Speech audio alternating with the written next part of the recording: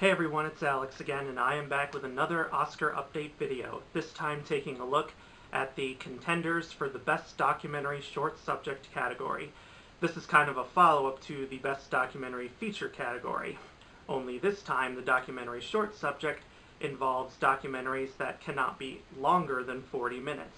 As you'll recall in my documentary feature video, the main rule in that category is that the film has to be at least 40 minutes. Here it's the exact opposite. So, what makes a documentary short subject eligible for Oscar consideration? Well, I'm here to tell you that. As I just said, the number one rule is running time. The film cannot be any longer than 40 minutes, and there are three possible ways that a documentary short can make itself eligible. Number one, the film must play for 7 days in a theater in either Los Angeles or New York City. This is different than its counterpart category because for documentary features, the movie had to play in theaters in both of those cities. Here, it just only needs to play in one of those two. That's one way it can be eligible. The second way a documentary short can be eligible, and I'll read this directly from the Academy's rules. The film must have won a qualifying award at a competitive film festival as specified in the documentary short subject qualifying festival list, regardless of any prior public exhibition or distribution by non-theatrical means.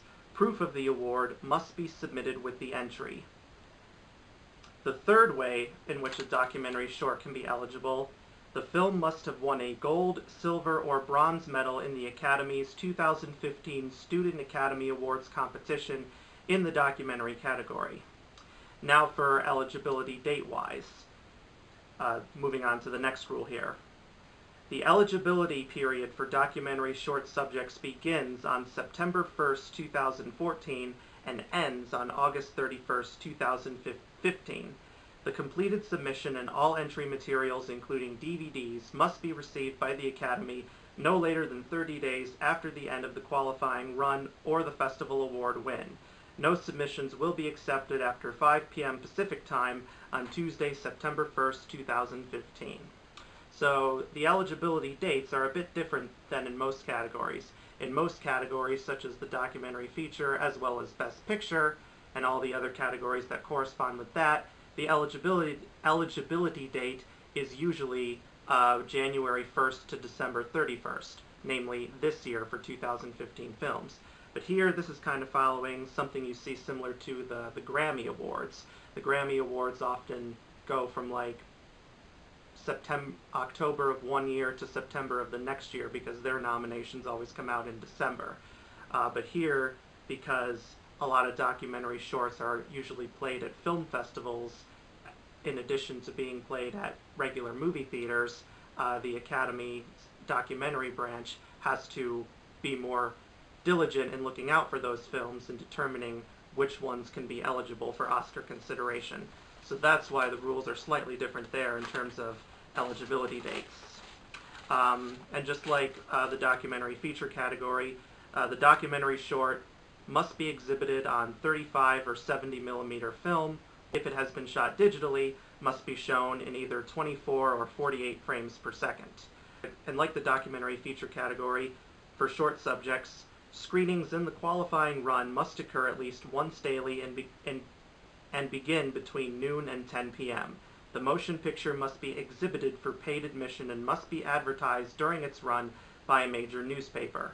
The New York Times, Time Out New York, or the Village Voice in New York City, or the Los Angeles Times or LA Weekly in Los Angeles. Advertisements must have minimum dimensions of 1 inch by 2 inches and must include the theater, film title, and the dates and screening times of the qualifying exhibition. Advertising must begin on the first day of the qualifying run. Another rule, like the documentary feature category, films that in any version receive a non-theatrical public exhibition or distribution before their qualifying run will not be eligible for Academy Award consideration. So if a documentary short plays on TV before it plays in a movie theater or at a film festival, it's ineligible for consideration. And like the documentary feature category, short subjects, the final nominees are determined by the members of the Academy's documentary branch, and then once the final nominees are are revealed, the entire Academy membership is able to vote. In years past, this particular category was one where only members who attended special screenings hosted by the Academy could actually vote in it. Nowadays, every member is eligible. And because every member doesn't live in Los Angeles and every member isn't always able to attend Academy screenings, they'll put the documentary shorts on DVDs and ship them over to the voter's house so that they can watch it in their own home and then vote on their ballot as to which one they'd like to see win. So those are all the basic rules. Now for the actual contenders, according to this Academy press release, there were 74 eligible entries that were submitted for consideration. I don't have a list of all those 74 entries. The Academy did not publish that. What they did publish was a list of the 10 semifinalists in this category. So from these 10 semifinalists, 5 of them will become the official nominees for Best Documentary Short Subject. And the contenders are, in alphabetical order, Body Team 12, Chow Beyond the Lines, Claude Landsman's Spectres of the Shoah, 50 Feet from Syria, A Girl in the River, The Price of Forgiveness, Last Day of Freedom, Minorita, My Enemy, My Brother, Starting Point, and The Testimony. Now, admittedly, before this press release came out, I had never heard of these short subjects, and I've also never seen them as a result. And most likely I won't be able to see them until the actual nominees are revealed, because I live in Rochester, New York, and while we do get a lot of smaller independent films at a few of the theaters that like to play them, we don't usually get these documentary shorts. But what we do get is there's this one art house theater in my area. It's called the Little Theater. They will play on certain nights during Oscar season.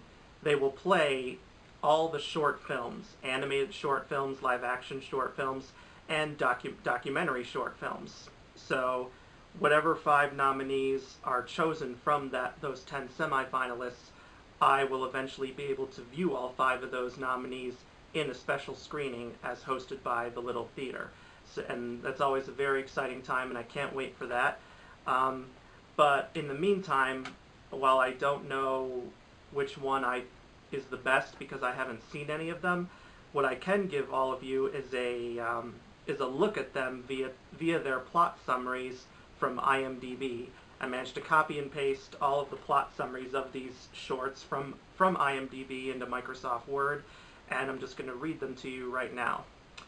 So these are what all these 10 documentary shorts are about. So first up is Body Team 12. Body Team 12 is tasked with collecting the dead at the height of the Ebola outbreak. These body collectors have arguably the most dangerous and gruesome job in the world.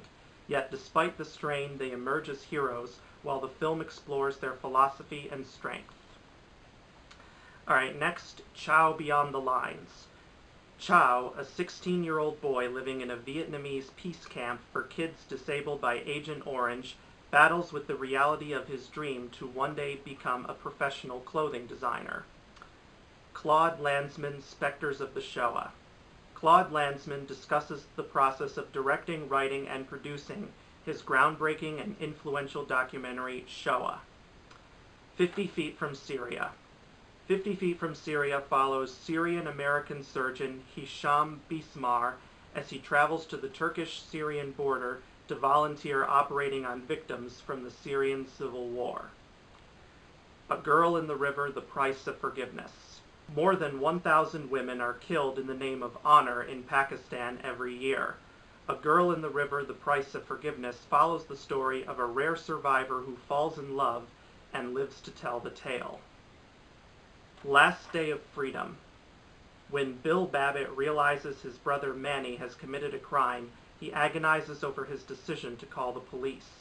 Last Day of Freedom is an animated account of his decision to support and help his brother in the face of war, crime, and capital execution. Minorita. 3 women work in the Potosi mines. That's all there is for that plot summary there. My Enemy, My Brother. This is the longest summary of all the movies. My Enemy, My Brother is the real-life story about two former enemies who became blood brothers for life. Zahed Haftlang was an Iranian boy who ran away from home to join the army. Najah Abood was a 19-year-old Iraqi who had been conscripted to fight in the war, leaving behind his wife and son. Both men fought in the Iran-Iraq War, where Zahed finds Najah injured in a bunker and decides to risk his own life to save him. Zahed kept Najah alive for days, after which Najah was finally taken as a prisoner of war. Their lives diverge and they don't see nor hear of one another for 20 years until one day they meet by sheer coincidence in Vancouver. Starting point. Anita rebelled to the max at the age of 19 and wound up in prison for murder. 9 years later, her daily routine takes her from behind the walls of the prison to a care home for the elderly. And finally, the testimony. The conflict in the Democratic Republic of the Congo has cost more lives than any other since World War II. The testimony chronicles the largest rape tribunal in Congo's history, offering an unprecedented glimpse into the lives of its women and the unshakable strength of the human spirit. So those are what those documentaries are about. As to what will actually get nominated, I honestly have no idea. But from this list, the ones that seem compelling to me the most, Body Team 12, that sounds very compelling, and it's very relevant considering the Ebola outbreak was less than a year ago, and I know it's still so fresh in so many people's minds, especially those that were sick with it or lost family members and friends to it. Claude Lansman, Spectres of the Shoah, that sounds very interesting. I've never seen Shoah, I've heard a lot about it. It's considered one of the greatest documentaries of all time, and it's considered one of the most groundbreaking films ever made about the Holocaust. I know it features very extensive interviews with both Holocaust victims and Holocaust perpetrators, and the running time of that documentary, I believe, is 9 hours long. 50 Feet from Syria, that sounds very interesting, because, you know, the conflict in Syria has dominated the headlines, and especially recently with so many people emigrating out of Syria for countries in Europe, you know, to find a safer place to live. It takes a lot of risk for anyone, especially a surgeon, to go over to a place like Syria to volunteer their services. You know, and you know, all power to him for having such the courage to make that decision, because not very many people would be able to do something like that. Last Day of Freedom sounds very interesting, mainly because it says it's an animated documentary, so I'd be very interested to see what that looks like on the screen. And My Enemy, My Brother, that seems the most interesting to me, because here you have two people who are from two countries that consider themselves sworn enemies, and yet by meeting in war and, you know, one saving the other's life, they end up becoming great friends. So I'd definitely be very interested to see that film if it gets nominated, especially because just from the plot description alone, I'm very interested in what both of these men are doing today. And before I go, even though I did not mention Minorita among my top 5 I'm most interested in, I did some research on the Potosi mines, and apparently Potosi is a region in Bolivia that's well known for having a lot of silver. So there are a lot of silver mines over there, and I guess this is kind of a look at the daily lives of these women who have to work as silver miners. It reminds me a lot of the documentary Harlan County, USA, which came out in the 1970s, and it was about miners in Kentucky who were striking for better wages and working conditions, a strike which they ended up winning, by the way. And Harlan County, USA actually won the Oscar for Best Documentary Feature, and it's considered one of the greatest documentaries of all time. And if you have not seen that documentary, I highly recommend you watch it, especially if you are a documentary film buff. Harlan County, USA is a must-see for you. So I don't know if Minorita is going to be like a miniature version of Harlan County, USA. But if it is, I'd be very interested to see it. And even if it isn't, I'd still want to see it, especially if it ends up being one of the 5 actual nominees.